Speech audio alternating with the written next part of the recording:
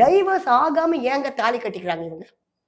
இவங்களுக்கு தெரியாத சட்ட ரீதியா இந்த மாதிரி தாலி கட்ட தப்பு. நீங்க சொல்லும்போது இதுக்கு பின்னாடி ஏதோ ஒண்ணு இருக்குன்ற மாதிரி தான் ஒரு ஃபீல், ஒரு பிம்பம் ஏற்படுது.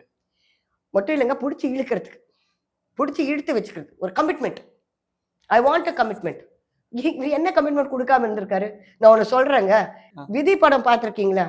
அதுல மோகன் அண்ட் பூர்ணிமா ஜெயராம் இவர் என்ன பண்ண, ரூம் போட்டு அந்த பொண்ணோட தவறு பண்ணிட்டு விட்டுறாரு. அதுக்கப்புறம் அவங்க வந்து மீட் பண்ணும்போது என்ன சொல்றாரு, உன் கூட இப்படி இருக்கிறதுக்கு நான் தயாரு, ஆனா நான் மனோர்வையில உட்காந்து தாலி கட்டுறதுக்கு ரெடி இல்லைன்னு. அவங்களும் கோர்ட்டுக்கு போறாங்க. இப்போ ஜாய் கிறிஸ்டா கோர்ட் போறாங்க. தீர்ப்பு இவங்க பக்கம் தான் வருது. ஆனா ஃபைனலா என்ன பண்றாங்க, எனக்கு என் குழந்தைக்கு அப்பா யாருன்னு காட்டணும், அதை தவிர அவரை கல்யாணம் பண்ணிக்கணும், அவர்கிட்ட இது வேணும் நான் கேட்டு வரலன்னு வெளில வந்துட்டாங்க. அது gift. That shows the real love she had towards Mohan sir in that movie. இங்க காசு தானே இருக்கு, எங்க லவ் இருக்கு? இங்க லவ்வே இல்லையே, வெறும் காசு.